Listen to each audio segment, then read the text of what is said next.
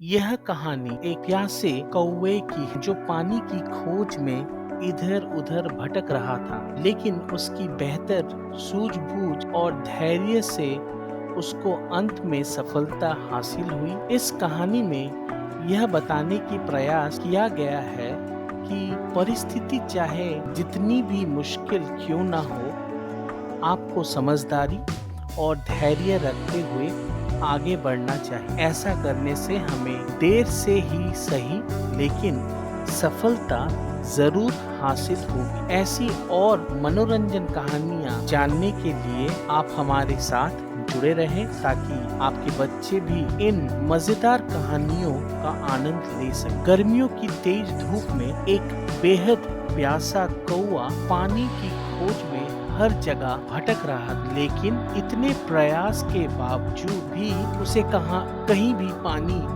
नहीं मिल रहा। पानी की तलाश में वह कई दूर तक उड़ता रहा, इस उम्मीद में कि कहीं शायद उसको पानी मिल जाए। ऐसे में उसकी प्यास बढ़ने लगी और उसको लगने लगा कि वह अब जीवित नहीं रह पाए। इतने में से उसे दूर एक पानी का घड़ा दिखाई दिया। अपनी बची हुई हिम्मत को जुटाकर कौवा उत्साहित होकर घड़े के पास पहुंचा, लेकिन वह उत्साह कुछ ही देर का, क्योंकि घड़े के अंदर पानी तो था, लेकिन बहुत कम था और इसी कारण कौवे की चोंच पानी तक नहीं पहुंच रही। घड़े का पानी नहीं पी पाने के कारण कौवा निराश हो गया और प्यास की वजह से बेहाल हो रहा। उसे समझ नहीं आ रहा था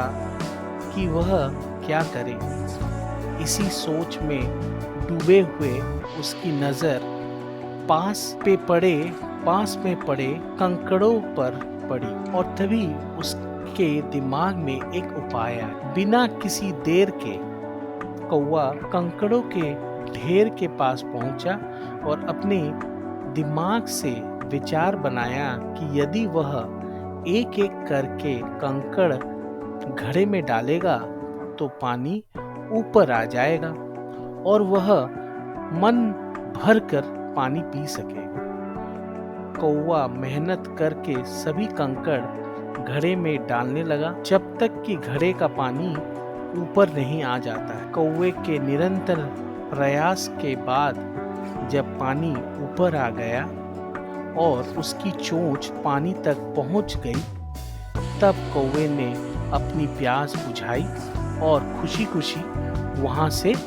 उड़ गया। तो बच्चों और मेरे दोस्तों, प्यासे कौवे की कहानी से हमें क्या सीख मिली? प्यासे कौवे की कहानी से ये सीख देती है कि हमें कठिन परिस्थिति में कभी भी हिम्मत नहीं हारनी चाहिए और लगातार प्रयास करते रहना चाहिए, क्योंकि भले ही थोड़ा देर से ही सही, लेकिन सफलता जरूर हासिल होती है। जिस भी लक्ष्य को आप हासिल करना चाहते हैं, उसके लिए धैर्य के साथ निरंतर प्रयास करते रहें, ताकि आप उस लक्ष्य को प्राप्त कर सकें। तो यदि आपको इस कहानी से मजा आया हो तो काइंडली आप हमारे चैनल को लाइक, शेयर एंड सब्सक्राइब कीजिए और जो नोटिफिकेशन बेल है उसे भी दबा के रखिए, तो जब भी हमारी ऐसी तरह से नई कहानी आएगी तो आपको सबसे पहले पता चले। धन्यवाद मेरे इस कहानी को सुनने के लिए।